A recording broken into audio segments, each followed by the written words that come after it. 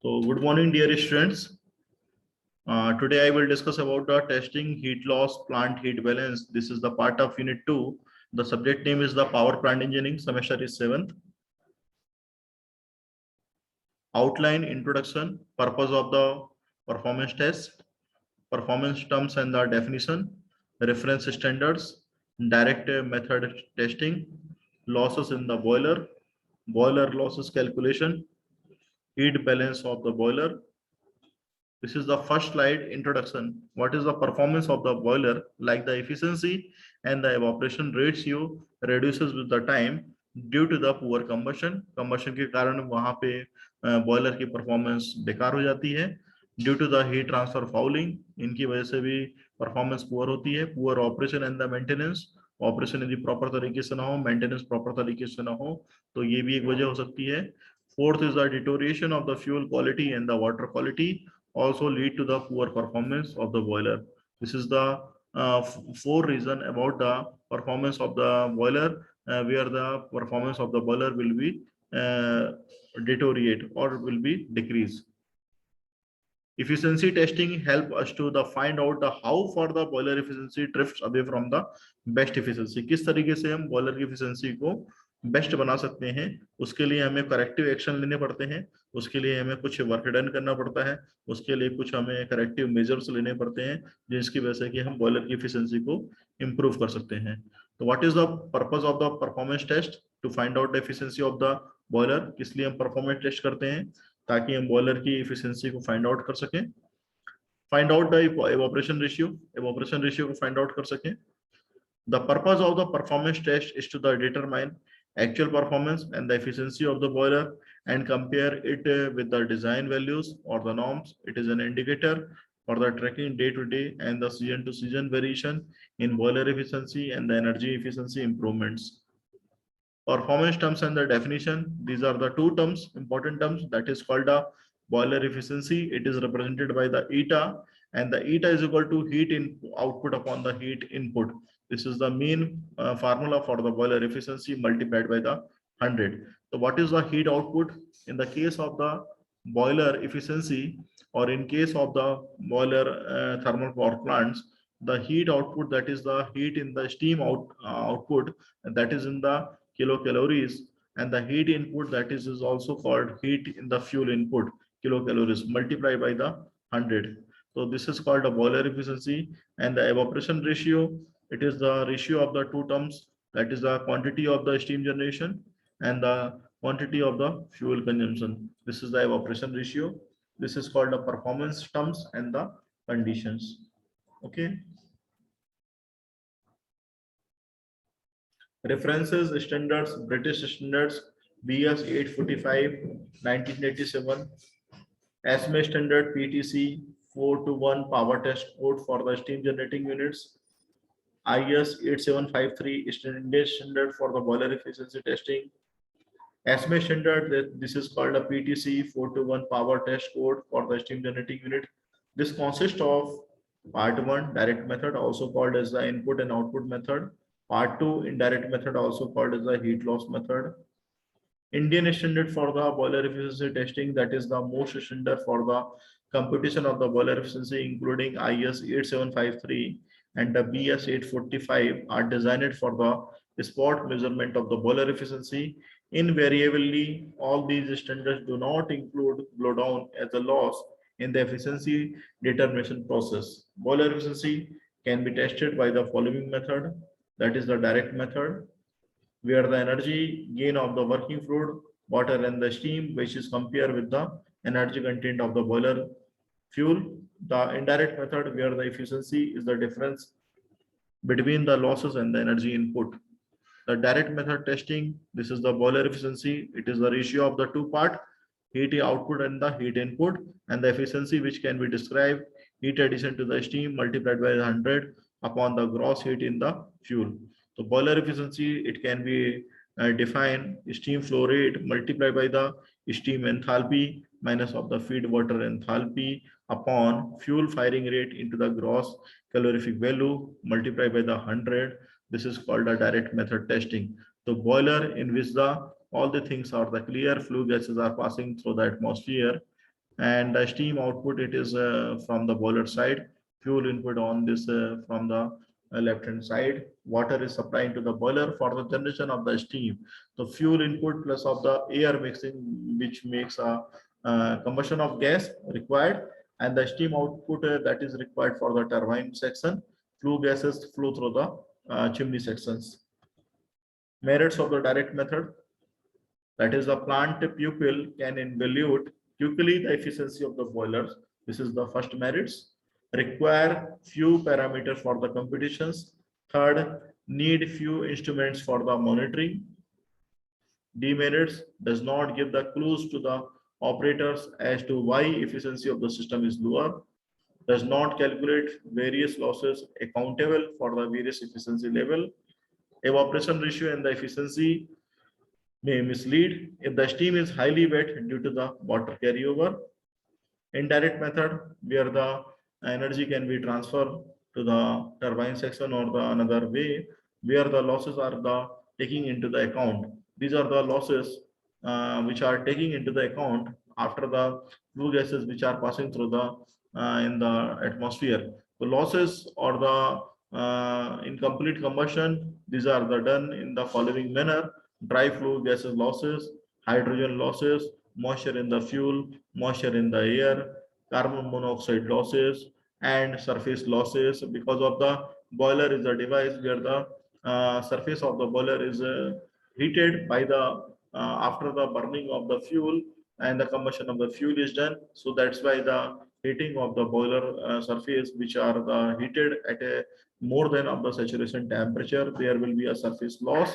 And finally, fly ash losses. This is the last one losses. The fuel input which are supplied to the boiler side with the combined of the air. This is called a boiler, and the flue gases sample which are the escaping to the atmosphere. This is the another way. Water is supplying from the boiler unit in the one way. For the supplying of the water, it is done by the feed water heater, and the steam is produced by the boiler. It is going into the turbine section where it is utilized in the very well manner. Then the efficiency, it can be calculated 100 minus of the all these losses taking into account. These are called by indirect method. So this is done in the indirect testing method where the all the things are the clear. Losses in the boiler, the following losses are the applicable to the liquid, gas, and the solid fire boiler. That is the losses due to the dry flue gases, that is the sensible heat, and the losses due to the hydrogen in the fuel, losses due to the moisture in the fuel. This is the third loss. Losses due to the moisture in the air, and the losses due to the carbon monoxide. Losses in the boiler continue due to the surface radiation, convection, and the other unaccounted, and losses which are the insignificant and are the difficult to measure. The following losses are the applicable to solid fuel fired boiler in addition to above. This is the unburnt losses in the fly gases, which are the carbon. Unburnt losses in the bottom ash, this is also carbon. And the boiler efficiency by the indirect method, that is 100 minus of the L1 plus L2 plus L3 plus L4, L5, L6, L7, L8. Typical instrument which are using for the measuring of the type of the boiler assessment. So first instrument which are using here, it is a written flue gas analyzer. It is of the portable or the fixed type measurement. This is the percentage of the CO2, O2, and the CO. Temperature indicator, it can be type of the thermocouple, liquid in the glass thermometer, and the measurement by the this type of the thermocouple. This is the fuel temperature, flue gases temperature, combustion air temperature, boiler surface temperature, and the steam temperature. Draft gauge is the third instrument which are using of the type of manometer, differential pressure, and the measurement by the draft gauges. It is the amount of the draft use or the available. TDS meter, it is of the type of the conductivity type, and the measurement, it is done of the boiler water TDS, feed water TDS, makeup water TDS. Flow meter is, it is applicable the steam flow, water flow, fluid flow, and the air flow.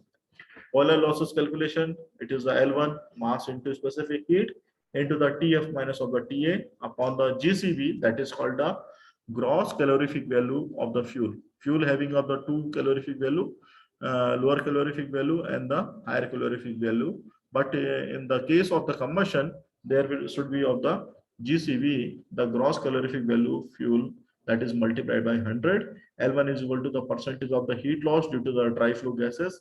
M is the mass of the dry flue gases in the kg per kg of the fuel, is equal to combustion products from the fuel, that is the CO2 plus of the SO2 plus of the nitrogen in the fuel plus nitrogen in the actual mass of the air supply plus oxygen in the flue gases. This is the mass, and it is also written as the hydrogen upon the water vapor in the flue gases should not be considered. Boiler losses calculation, that is the again here represented by for the CP, TF and the TA. So CP, that is called a specific heat of the flue gases in the kilocalorie per kg per degree centigrade, and the TF is called the flue gas temperature. It is in degree centigrade. TA is the ambient temperature in the degrees centigrade. Calculation of the boiler losses, heat losses due to the evaporation of the water form due to the hydrogen in the fuel, it is in the percentage. The combustion of the hydrogen causes a heat loss because the product of the combustion is the water. This water which is converted to the steam, and this carries away heat in the form of the latent heat.